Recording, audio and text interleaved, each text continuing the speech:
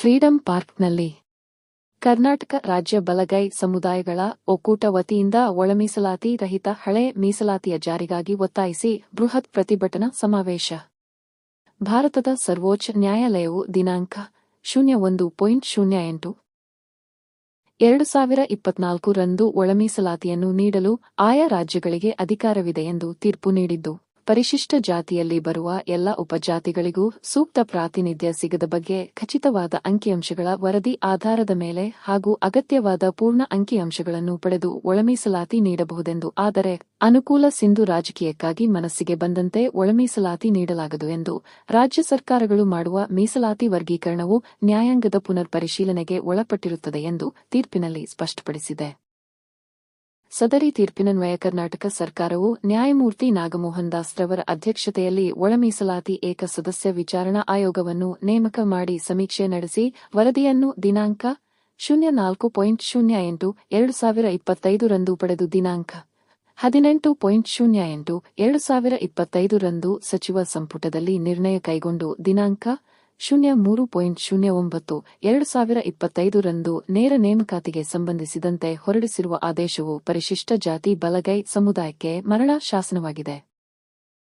ನ್ಯಾಯಮೂರ್ತಿ ನಾಗಮೋಹನ್ ದಾಸ್ ರವರು ಸಮೀಕ್ಷೆಯನ್ನು ಪೂರ್ಣ ಪ್ರಮಾಣದಲ್ಲಿ ನಡೆಸದೆ, ಸರ್ವೋಚ್ಚ ನ್ಯಾಯಾಲಯದ ಆದೇಶದಂತೆ ಅಗತ್ಯ ಅಂಕಿಅಂಶಗಳನ್ನು ಕ್ರೋಢೀಕರಿಸದೆ ಒಂದು ಜಾತಿಯನ್ನು ಓಲೈಸಲು ಪರಿಶಿಷ್ಟ ಜಾತಿಯ ಬಲಗೈ ಸಮುದಾಯದ ಜನಸಂಖ್ಯೆಯನ್ನು 04 ಭಾಗಗಳಾಗಿ ವಿಂಗಡಿಸಿ 38 ಲಕ್ಷ ಬಲಗೈ ಸಮುದಾಯದ ಜನಸಂಖ್ಯೆಯನ್ನು ಅಲೆಮಾರಿ ಗುಂಪಿಗೆ, 2,58,915 ಜನಸಂಖ್ಯೆಯನ್ನು ಮಾದಿಗರ ಗುಂಪಿಗೆ, ಸರ್ಕಾರದ ನಿಬಂಧನೆಗಳಿಗೆ ವಿರುದ್ಧವಾಗಿ 4,74,954 ಜನರನ್ನು ಆದಿಕರ್ನಾಟಕ, ಆದಿ ದ್ರಾವಿಡ ಹಾಗೂ ಆದಿ ಆಂಧ್ರಗಳೆಂದು ವಿಂಗಡಿಸಿ 1% ಮೀಸಲಾತಿ ನಿಗದಿಪಡಿಸಲು ಶಿಫಾರಸು ಮಾಡಿರುವುದಲ್ಲದೆ, ಜನರಲ್ ಮೆರಿಟ್ನಲ್ಲಿ ನೇಮಕವಾಗಿರುವ ಪರಿಶಿಷ್ಟ ಜಾತಿಯ ಬಲಗೈ ಸಮುದಾಯದ ನೌಕರರನ್ನು ಒಟ್ಟಾರೆ ಸಂಖ್ಯೆಯಲ್ಲಿ ಪರಿಗಣಿಸಿರುವುದಲ್ಲದೆ, ಸಾಮಾನ್ಯ ಸ್ಥಾನಗಳಲ್ಲಿ ಗೆದ್ದಿರುವ ಜನಪ್ರತಿನಿಧಿಗಳನ್ನು ಬಲಗೈ ಜನಪ್ರತಿನಿಧಿಗಳ ಒಟ್ಟಾರೆ ಸಂಖ್ಯೆಯಲ್ಲಿ ಪರಿಗಣಿಸಿ ದುರುದ್ದೇಶಪೂರಿತವಾದ ಪಕ್ಷಪಾತದಿಂದ ಕೂಡಿದ ವರದಿಯನ್ನು ಸಿದ್ಧಪಡಿಸಿ ಚೆನ್ನಾಗಿ ಉಂಡವರು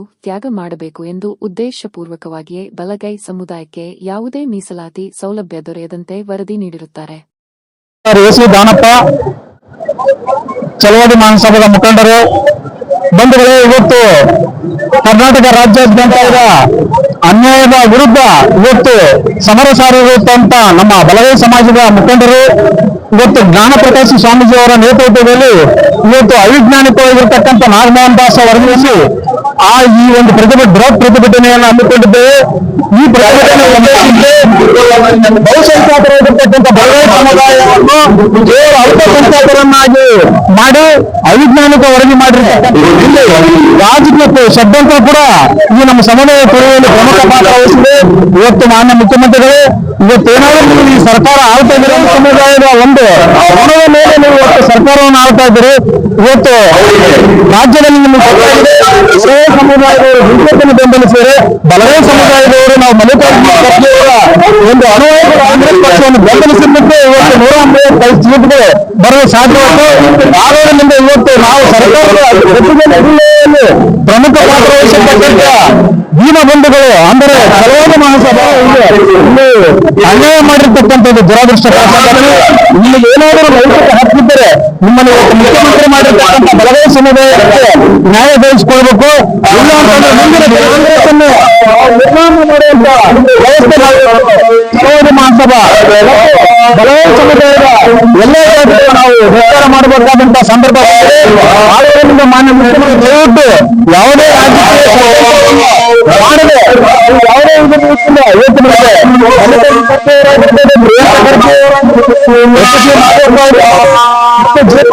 ಎಲ್ಲರೂ ನಮಗೆ ನಾವು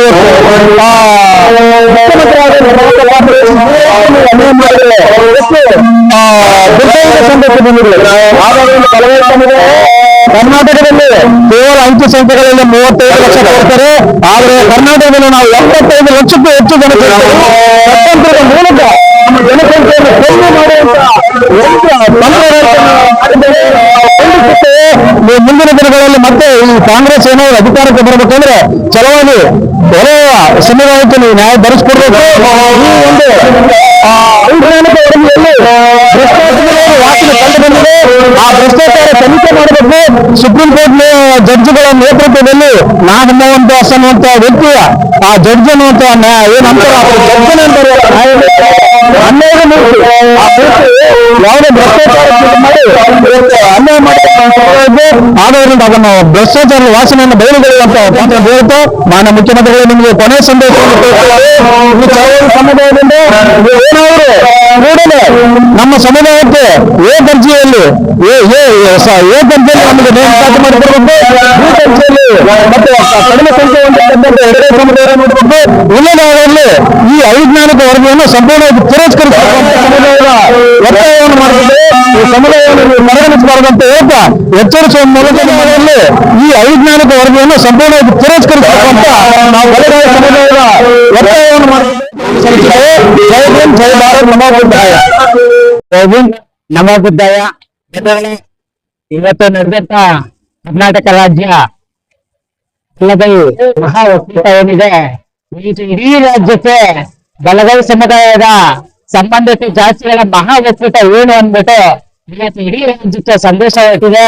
ಈ ಮೂಲಕ ಏನಂತ ಜ್ಞಾಪಕ ಸ್ವಾಮೀಜಿಯವರ ನೇತೃತ್ವದಲ್ಲಿ ನಡೆದ ಪ್ರತಿಭಟನೆ ಆಗಿದೆ ಅಂತಂದ್ರೆ, ಇಡೀ ಕರ್ನಾಟಕ ರಾಜ್ಯದ ಯಾವುದೇ ಸರ್ಕಾರ ಬಂದ್ರು ಬಲಗೈ ಸಮುದಾಯದ ಒಕ್ಕೂಟವು ನಿರ್ಧಾರ ತಗೊಂಡ್ರೆ ಅಧಿಕಾರ ತಗೊಳ್ಳಿಕ್ಕೆ ಏನು ಇಷ್ಟಪಡ್ತಾರೆ ಅವ್ರು ಇಷ್ಟಪಟ್ಟಂತ ಸರ್ಕಾರ ಬರ್ಲಿಕ್ಕೆ ನಾವು ಅವೈಜ್ಞಾನಿಕ ವರದಿ ಏನಿದೆ ಆ ಅವೈಜ್ಞಾನಿಕ ವರದಿ ಇಡೀ ಕರ್ನಾಟಕ ರಾಜ್ಯದಲ್ಲಿ ಬಲಗೈ ಸಮುದಾಯವನ್ನ ರಸಾಯನ ಶಾಸನ ಮತ್ತೆ ಸಮಾಧಿ ಮಾಡುವಂತ ಶಾಸನವಾಗುತ್ತೆ.